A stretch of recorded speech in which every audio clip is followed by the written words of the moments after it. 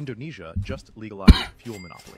Balil Lahadalia, the energy minister, just made a rule that forces every private gas station to stop importing fuel directly. Karena Pertamina tidak rela, harga dirinya merasa hancur karena apa? Karena ketika orang isi BBM lebih memilih di BBM swasta daripada di di SPBU Pertamina, Pak. Pertamina kok rugi? Kok bisa ya? Nah iya, Petronas untung banget sampai bikin 2 tower Petronas, sampai bisa Formula One tuh sponsornya Petronas gitu loh. Ini adalah gambaran betapa hebatnya Petronas. Semuanya bermula kecemerlangan Perdana Menteri membawa Petronas sebagai pembekal minyak bersih dunia bertaraf global, sekaligus menewaskan negara-negara peneluar minyak dunia lain. Nah, maka dengan masuknya Malaysia ya tentu nanti akan semakin jauh tertinggal Pertamina ini, Pak. Hai, Assalamualaikum warahmatullahi wabarakatuh. Berjumpa lagi dengan saya, Merbat TV. Oke, apa kabar hari ini? Mudah-mudahan kabar daripada teman-teman semuanya. Semoga kabarnya sehat selalu, berkah umurnya, dan selalu dipermudah segala urusannya. Allah amin amin ya rabbal alamin. Oke teman-teman, di sini ada sebuah video yang diupload oleh salah satu channel yang bernama Ria Oktorina, dan video ini bertajuk tentang Malaysia menjadi sorotan DPR Indonesia. Pertamina jauh tertinggal dengan Petronas, teman-teman ya. Waduh, kok bisa ya Malaysia itu diperbincangkan oleh Dewan Perwakilan Rakyat Indonesia? Karena apa? Karena Pertamina itu jauh tertinggal dan kalah dengan Petronas. Gak malu kita. Malu seharusnya loh. Kita kalah dengan Malaysia. Lagi-lagi Malaysia selalu memberikan contoh buat kita, teman-teman. Cuman kita tidak mau mencontoh Malaysia. Karena pemerintahan Indonesia ini tidak ingin Indonesia tuh jauh lebih maju dibandingkan dengan Malaysia, teman-teman. Kacau kalau begini ya. Oke, seperti videonya. Jom kita simak bersama-sama. Let's go. Oke teman-teman ya, ini channel daripada Ria Oktorina. Nanti link daripada video ini ada di kolom deskripsi, teman-teman. Halo teman-teman, kali ini kita bahas soal Pertamina yang lagi rame banget jadi sorotan. Bukan cuma masyarakat yang geram, tapi bahkan DPR Indonesia juga ikut angkat suara. Katanya kebijakan terbaru dari Pertamina ini bukan hanya bikin rakyat tambah susah, tapi juga bikin perusahaan besar seperti Shell akhirnya memilih angkat kaki dari Indonesia. Nah, masalah ini jelas bikin posisi Pertamina makin sulit untuk bisa ngejar Petronas dari Malaysia. Indonesia just legalized fuel monopoly. Balil Lahadalia, the energy minister, just made a rule that forces every private gas station to stop importing fuel directly. Rather, they have to buy the imported fuel from Pertamina, their biggest competition. There was also a rule that forced private companies to sell their fuel at a higher price than Pertamina. If this isn't an abuse of power, I don't know what is. What do you think? Hari ini sedang banyak menjadi perbincangan, termasuk tadi pagi kami baca di Kompas soal kelangkaan BBM di SPBU swasta begitu, Pak. Ada satu sindiran culas dari masyarakat bahwa katanya kelangkaan BBM di swasta ini sengaja dilakukan oleh Pertamina. Karena Pertamina tidak rela, harga dirinya merasa hancur karena apa? Karena ketika orang isi BBM lebih memilih di BBM swasta daripada di BBM di SPBU Pertamina, Pak. Iyalah teman-teman ya, jelas. Lebih baik beli di Shell. Ada ya perusahaan Shell di Indonesia, teman-teman ya, itu swasta. Kualitasnya baik banget, teman-teman ya. Tidak karatan di dalam tang pengisian bensin itu di sepeda motor, gak pernah karat nih Shell, teman-teman ya. Murah lagi. Itu sama Pertamina mau dihapus di Indonesia, teman-teman, karena Shell itu lebih unggul daripada Pertamina. Malu ya Allah. Sedangkan Pertamina itu dioplos sekarang baru-baru ini oleh Kementerian SDM ini, teman-teman ya. Pertamina kayak Pertamax ini atau bensin ini akan dicampur dengan etanol, teman-teman ya. Semakin kacau ya Allah. Nah, pertanyaan kami itu betul tidak, Pak?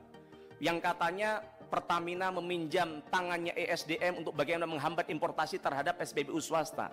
Kalau yang terjadi kami ikut kecewa, Pak. Kalau kita baca soal mega proyek strategis nasional di sektor migas, yang ternyata kami buka-buka empat-empatnya adalah perusahaan asing, Pak. Kenapa tidak ada Pertamina yang masuk di dalamnya, Pak? Nah, bahkan salah satunya adalah milik Genting Oil dari Malaysia. Yang kita tahu Malaysia Petronas sudah punya lapangan migas di Madura dan juga di Gresik. Nah, maka dengan masuknya Malaysia ya tentu nanti akan semakin jauh tertinggal Pertamina ini, Pak. Nah, maka kami minta penjelasan soal hal itu. Nah, kemudian soal daya saing harga ini, Pak. Pertamina sudah diberikan privilege yang begitu luar biasa oleh pemerintah. Seperti kami sampaikan tadi, hulunya 70% dikuasai oleh Pertamina, hilirnya 90% dikuasai oleh Pertamina. Tapi harga BBM Pertamina yang kami sampaikan berkali-kali di tempat ini tetap saja mahal, yaitu per hari ini saja 12.200 per liter. Nah, kalau di tangga kita hari ini, Pak, hanya 7.900, itu round 95 loh, Pak. Nah, kita round 92 aja, kualitasnya lebih rendah saja, harganya jauh lebih mahal. Nah, kapan kita ini bisa minimal menyamai mereka untuk bagaimana menghadirkan BBM yang berkualitas dan terjangkau, begitu, Pak. Anwar Diguncang DPR dulu. Sekelas DPR, teman-teman ya. Itu mencontoh negara Malaysia. Malaysia kualitas BBM-nya itu anggaplah bahan bakar minyaknya itu kualitas terbaik, termurah. Indonesia kualitasnya terburuk, mahal. Aduh. Pemacu Petronas gagah di pentas dunia. Sejak Datuk Seri Anwar Ibrahim mengemudi ekonomi Malaysia, pendekatan yang diambil PMX menjadi sebutan kawan dan lawan. Semuanya bermula kecemerlangan Perdana Menteri membawa Petronas sebagai pembekal minyak bersih dunia bertaraf global. Terbaru, Brand Finance mengiktiraf Petronas jenama minyak paling kukuh di dunia 2024. Sekaligus menewaskan negara-negara pengeluar minyak dunia lain. Seawal pentadbiran PMX, Petronas mencatat prestasi kukuh separuh pertama 2024 di tengah-tengah kemerosotan harga tenaga dunia, merekod pendapatan 23.8 bilion ringgit. Ia berjaya direalisasikan selepas PMX melakukan penstrukturan pengurusan Petronas dan menyambung kontrak Tengku Muhammad Taufik sebagai Presiden dan Ketua Pegawai Eksekutif. Sekalipun konflik Israel-Palestin memuncak, harga minyak negara masih mampu diurus. Menafikan tuduhan fitnah pembangkang PMX hanya tahu berjoli keluar negara.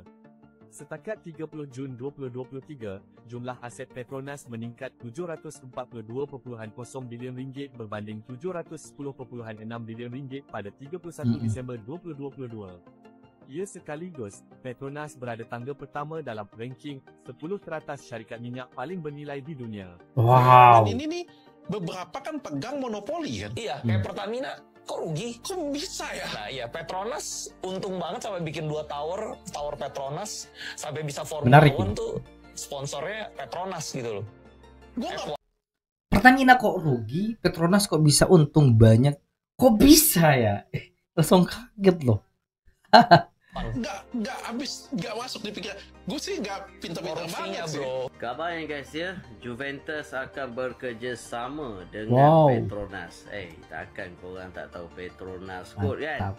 Ya, daripada Malaysia guys ya, yang mungkin akan menjadi penaja utama untuk Juventus pada musim 25 dan 26 ni. Alhamdulillah lah, nampak juga Petronas ni mula dipandang ya. Tapi dah lama dah. Orang kata Petronas ni menjadi penaja yang popular dekat luar kan. Juventus bakal ditaja oleh Petronas. Juventus baru saja umumkan kerjasama dengan Petronas Lubricants International di website rasmi mereka iaitu juventus.com. Maka ramai peminat tanya, adakah logo Petronas akan ada di jersey? Jawapannya tidak akan ada. Petronas masuk sebagai partner kategori tambahan saja atau dipanggil fourth tier sponsor. Bahasa mudahnya, ini bukan sponsor yang ada logo di dada pemain, tapi lebih kepada hospitality, commercial dan fans experience. Dan highlight paling power dalam kerjasama ni ialah Petronas Lubricants International Skybox di Allianz Stadium. Bayangkan satu ruang VIP premium, bukan sekadar seat empuk, dari pintu masuk sampai pandangan padang, semuanya dibina untuk bagi tetamu rasa DNA Petronas, iaitu prestasi, inovasi dan ketelitian. Allianz Stadium sendiri memang dibina bukan untuk hari perlawanan semata, tapi untuk jadi pusat community dan corporate sepanjang minggu. Jadi Skybox ni memang plug-in yang tepat untuk Petronas. Ruang di bahagian depan jersey Juventus masih milik Jeep dan Visit Detroit dengan kontrak bernilai sekitar 69 juta euro sehingga tahun 2028. Petronas ambil posisi lain iaitu mereka isi lapisan pendapatan baru untuk Juve sambil bawa jenama Asia Tenggara lebih dekat dengan bola sepak Eropah. Bagi Juventus, ini sebahagian daripada rebuild komersial selepas turbulence kewangan yang dihadap. Untuk Petronas pula, ini langkah keluar dari dominasi F1 bersama Mercedes AMG ke bola sepak Eropah. Sukan paling ramai penonton di dunia. Ini adalah gambaran betapa hebatnya Petronas, perusahaan minyak milik negara tetangga kita, Malaysia. Oke, Petronas adalah salah satu perusahaan minyak dan gas terbesar di Asia yang konsisten masuk dalam daftar Fortune Global 500, yaitu daftar perusahaan dengan pendapatan terbesar di dunia. Dan pada tahun 2022, Petronas berhasil meraih keuntungan 333 miliar ringgit Malaysia dengan laba bersih mencapai 101,6 miliar ringgit atau sekitar 374,8 triliun rupiah, dan ini merupakan laba bersih terbesar sepanjang sejarah perusahaan. Dari pendapatan ini, negara Malaysia mendapat keuntungan sebesar 50 miliar ringgit atau setara 185,8 triliun rupiah. Kok bisa, teman-teman ya? Kok bisa Malaysia seuntung itu? Padahal ya minyak, bensin atau bahan bakarnya itu kualitasnya terbaik. Sedangkan di Indonesia kualitasnya buruk, dibuat mahal lagi, rugi dong. Aduh, kok bisa ya? Bukan main. Tentu hal ini tidak lepas dari ekspansi global yang mereka lakukan. Jadi Petronas gak sia-sia tuh jadi sponsor di tim Mercedes Petronas Formula One. Udah gitu juara dunia berkali-kali pula. Selain itu harga bahan bakar mereka yang RON 95 ini BBM subsidi ya, itu hanya dijual 2,05 ringgit per liternya, alias cuma 7.600 per liter. Harga di Februari 2025. Dan murah banget. Ya, RON 95, bukan RON 95 anomali. Hebat kan Petronas? Kalian iri gak sih sama warga Malaysia? Iri banget. SPBU dan perusahaan minyak sehebat itu udah punya prestasi yang membanggakan di Formula One, menguntungkan negara dan memuaskan konsumen. Lah, emangnya ada ya SPBU anomali yang merugikan negara dan menipu konsumen? Indonesia ini raja minyaknya ASEAN karena tahun 90-an produksi minyak kita itu bisa peaking sampai 1,7 barrel per day. 60% produksi minyak ASEAN itu datangnya dari Indonesia. Tapi yang terjadi sekarang, porsi investasi minyak di Indonesia drop dari yang dulu sekitar 70% dari total investasi di ASEAN, sekarang hanya tinggal 20%. Bahkan Malaysia yang nilai investasinya dulu hanya sekitar 15% saja, naik 2 kali lipat menjadi 30%. Bahkan kalau kita bandingkan 10 tahun yang lalu, ya investasi minyak di Indonesia itu sekitar 15 miliar dolar. Hari ini tinggal setengahnya, yaitu 7 miliar dolar. Sebaliknya di Malaysia, investasi 10 tahun lalu sekitar 8 miliar dolar, hari ini naik 2 kali lipat menjadi 16 miliar dolar. Jadi total RN di Malaysia setara dengan hampir 800 juta USD per tahunnya. Sebaliknya di Indonesia itu hanya sekitar 300 juta USD. Dari R&D ini, Malaysia menggunakan berbagai inovasi, berbagai teknologi yang baru untuk meningkatkan produksi mereka. Malaysia menggunakan AI-driven exploration, kemudian mereka juga menggunakan subsea robotics untuk eksplorasi lepas pantai. Stasiunnya juga floating, tidak seperti di Indonesia. Blok masalah stasiunnya masih on-site di Maluku, dan relatif inovasi di Indonesia hanya satu, yaitu menggunakan EOR. Jadi kita masih kalah jauh secara R&D dibandingkan Malaysia. Padahal Indonesia dan Malaysia punya masalah yang sama, yaitu aging wells. Jadi sumur-sumurnya sudah pada tua, produktivitasnya menurun. Tapi recovery rate sumur-sumur di Malaysia itu sekitar 35-40%. Di Indonesia hanya sekitar 20%. Dan bahkan di sisi hilir kita juga kalah dengan Malaysia. Kalah. Harga Pertalite dengan RON 90 itu harganya sekitar 10.000. Di Malaysia RON 95 harganya hanya 7.000. Ya. Jauh teman-teman ya. Enak loh. Padahal RON 90 itu kualitasnya bagus dan ke serang-serang di dalam sepeda motor itu juga tidak keretan teman-teman ya, karena kualitasnya bagus dan dikasih harga murah loh oleh pemerintahan Malaysia. Enak banget terlihat Malaysia ini beli bensin atau minyak, bahan bakar minyak itu dengan harga semurah itu dan kualitasnya sebaik itu teman-teman ya. Berbeda dengan negara saya ini dengan kualitas buruk, jelek, mahal lagi teman-teman. Ya Allah. Padahal Pertamax kita yang RON 92 saja harganya sudah 14.500. Lebih tinggi lagi di Malaysia, RON 97 harganya hanya 11.000. Jadi lifting minyak kita turun terus, Murah banget, karena porsi R&D kita turun terus. Nah, investor lebih melirik negara-negara lain, melirik Malaysia, dan menjadikan inovasi dan teknologi yang kita pakai untuk eksplorasi kalah dibandingkan dengan negara lain. Sehingga recovery rate dari sumur-sumur kita masih terbatas, berdampak juga ke sisi hilir.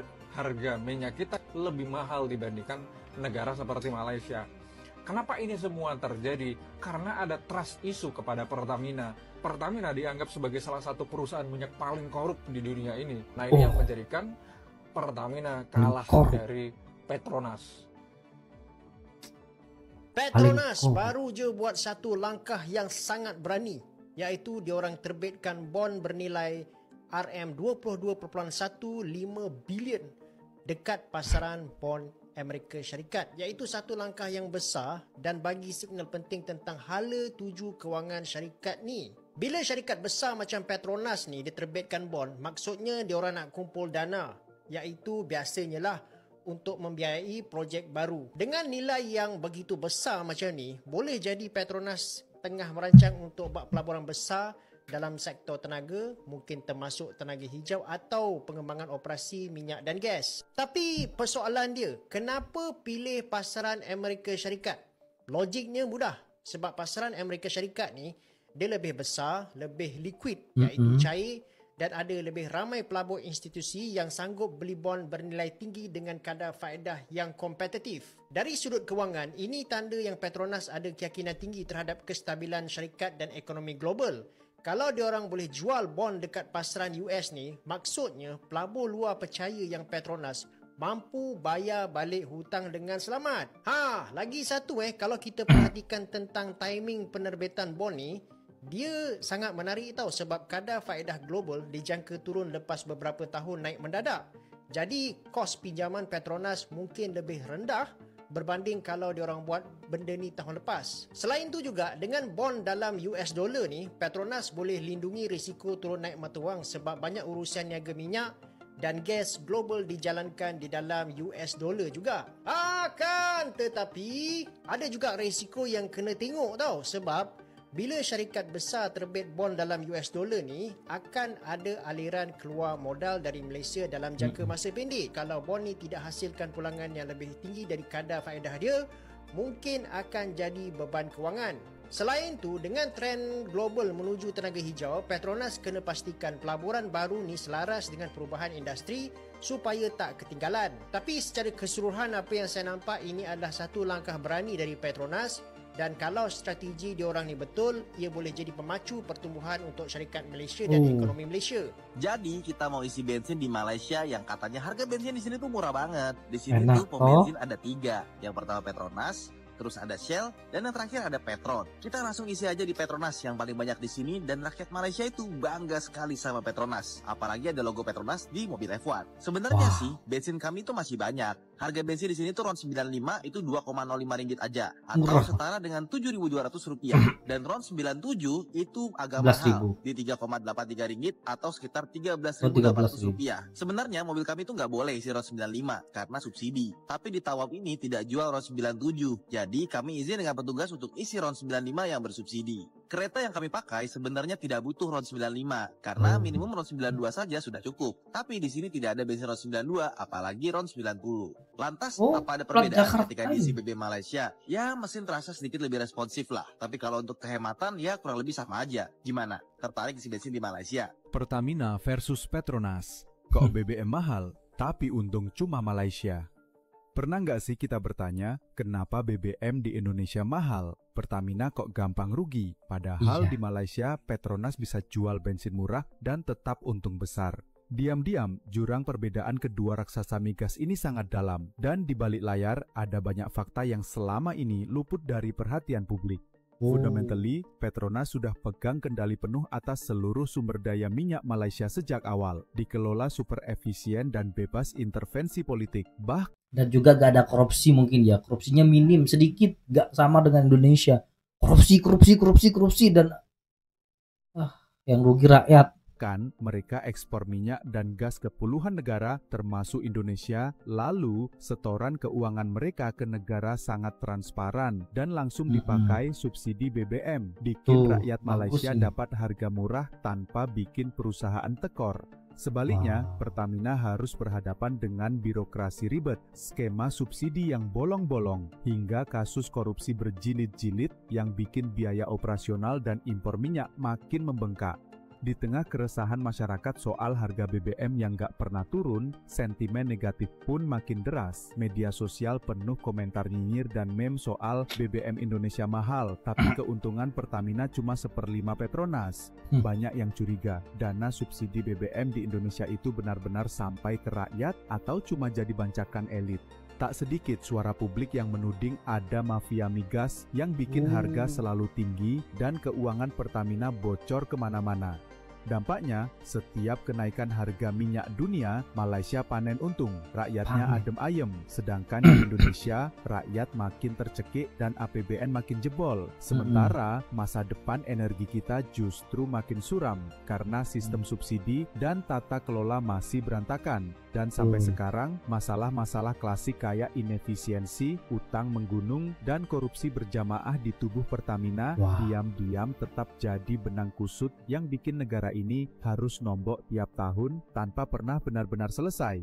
Kok bisa selisih nasibnya sejauh ini? Dan siapa yang sebenarnya diuntungkan dari sistem seperti ini? Kalau dipikir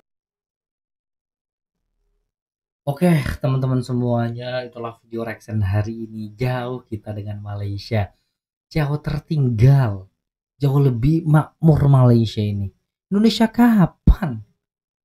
Kami sebagai rakyat Indonesia juga pengen seperti Malaysia, pengen merasakan semua serba murah seperti negara Malaysia.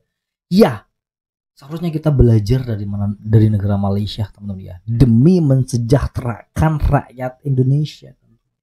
Oke, saya tidak perlu banyak berkomentar terkait masalah hal ini. Buat teman-teman yang suka dengan video ini, silahkan bantu dengan cara menekan tombol like, komen, dan share.